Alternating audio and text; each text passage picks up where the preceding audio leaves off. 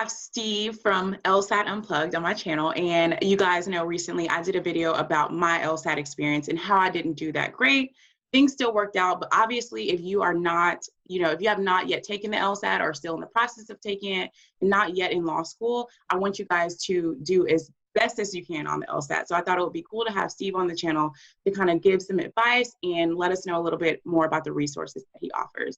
Hey, Steve, how are you? Hey, Angela, I'm great. Thanks for having me on.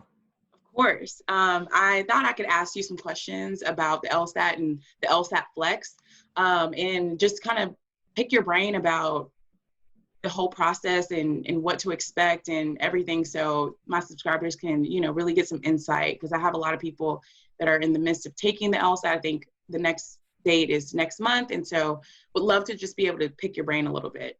Yeah, sure. Happy to share whatever you like. Okay, awesome. So my first question is, what is the LSAT Flex? What are the pros and cons of it, and what is it exactly? Yeah, sure. So the LSAT Flex is a new online LSAT launched by LSAC this year in response to the fact that they couldn't administer it in person due to COVID-19. So it was paper and pencil for a very long time. I'm sure you took the paper and pencil LSAT. I took the paper and pencil LSAT. Then last year, 2019, they rolled out a digital LSAT on tablet. So they digitized it, but it was still in person. You had to go somewhere and take it on tablet. Now, due to COVID, it's online, administered through a company called ProctorU. So you're doing it from home on your own computer, and it's 3 sections, not 5. So very big difference. They removed one of those two. Yeah, they removed one of those 2 logical reasoning sections. So it's only 3 sections, not 5, no experimental. You do them back to back and you're done in 2 hours. And so it may not be easier, but for a lot of folks, it is a more pleasant test-taking experience. Yeah, I could definitely see that. So that's kind of a big difference from what the current LSAT is. So a lot of people that are subscribed to me are taking the LSAT Flex next month. And so I would kind of say that they're in crunch time. So what advice would you have for people where the test date is approaching pretty soon? Yeah, so in the final month, it's really about pulling it all together with full-length timed exams and reviewing them in depth. You don't want to cram this. You don't want to try and learn your entire foundation in the final month. If you're at that point, you may want to hold off for a later test date. But speaking now a little more than a month before the August LSAT, I would say maybe do 2 timed exams a week, plus detailed review of those. If you find any weak areas, focus on those to the side. But since a full-length exam is only 3 sections for the Flex, not as daunting as doing a 5-section one, and do it online. LSAC put out a program called Law Hub where you can do most of the exams in that digital online LSAT format. That's awesome. That's really awesome. Yeah, I am all about practice, test. That was my motto in law school. That was my motto for the bar exam, and it really just worked out for me. So for someone who has taken the LSAT already and they're retaking it, and they didn't get a good score or the score that they wanted to get, what would be your advice for them the second time around? Well, first off, know that law schools, with very few exceptions, they take the highest score. They don't average multiples. So if you got a 150, then you get a 170, it's like you're applying with a 170. So know that going in, you will get the full benefit of your retake. And then you want to think about what could you do differently the next time around? Maybe you weren't able to put in enough time before. Maybe you didn't use the right resources.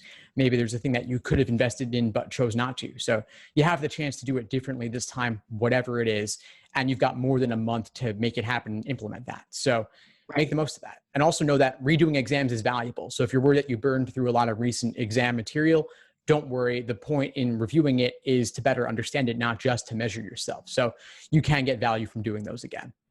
Right. Okay.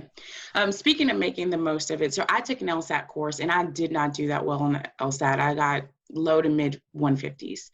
And that, looking back on my LSAT experience and how I performed in law school and what I did to prepare for law school exams and the bar exam, I now know that I did not put in the work for that LSAT course that I should have.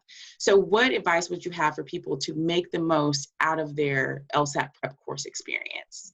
Yeah, sure. Well, one thing worth considering is that the courses are different in nature now. I would imagine you probably took one in person. Yes. Yes, you took. Now that's, of course, in person is not an option during COVID, plus a lot more has moved online. So those LSAT courses are now online from home. Some are on-demand videos, some are live online classes, or both. I mean, my LSAT courses are both. So I have a library of on-demand videos that you can do anytime. And then I also have live online classes multiple nights a week. And so you can connect from anywhere, even from a phone while you're on the go if you need to. And so that means that classes can be shorter and they can be more frequent. So you're not doing 2, 3, 4 hours on a weeknight after a long day of work. You can show up for an hour or two, or you can watch the videos anytime, literally anytime that's convenient for you. And so that changes it automatically because you get more flexibility. I would also say put in more time. A lot of people try to do it in just a month or two. A lot of those in-person courses were structured to be for just a month or two because people don't want to do it for longer than that typically. And it's not as economical to rent out space and spread it over a longer period of time. Not as many people would sign up for that kind of course. But with it being online, it's worth doing it in that way where you spread it out more over a longer period. You give yourself enough time to maximize the results from it. Nice. So you mentioned that you have courses. Tell us a little bit more about LSAT Unplugged and what you offer and just where they can find what they can find from you. Yeah, sure. So LSAT Unplugged, it's a lot of things. It's a YouTube channel, it's a podcast, Facebook group, Instagram. Basically, it's anywhere I'm putting out information on the LSAT and law school admissions process. I've been teaching the LSAT since 2005. I've run a website called LSAT Blog since 2008. So I've been at this very, very long time, and I've made it my mission to release 98% of my material for free entirely. So you're getting videos, podcasts daily, or even multiple times a day. I also have courses, like I said. So the courses include on-demand video lessons, live online classes and Q&As, and group coaching. And I haven't seen anything else like this in the LSAT and admissions world. It's really a passion. It's a full-time investment of mine. And so we're having a lot of fun with it. And so I'll definitely encourage folks to check it out. I'll give you some links to some of the free resources below this video so folks can find out more. But yeah, I'm here. I'm tracking the LSAT-Flex changes all very closely over the past year, as well as the digital LSAT rollout. So I'm adapting the strategies accordingly. And at the very least, follow me for the updates. That's awesome. Yeah, I checked out your channel and I thought it was really cool that you had such a variety of types of people, law students, people who work in admissions, people who are practicing. And I thought that was really, really cool. So you guys definitely check out his channel. And I love that it's a podcast as well, because a lot of times I like to do a lot of my learning and listening in the car. I haven't been in the car as much lately for obvious reasons, but yeah, so it's nice that you can get it in different formats. So definitely check out his channel. I really appreciate you answering those questions for us, you guys. This is some valuable information, and so definitely take heed to it, and good luck on the LSAT, you guys. Thanks for tuning into the show. Please subscribe if you haven't done so already to be notified of new episodes as I release them, and feel free to reach out if you need anything at all as you move forward with your prep. I'm happy to help however I can. In the meantime, I'll wish you all the best and take care.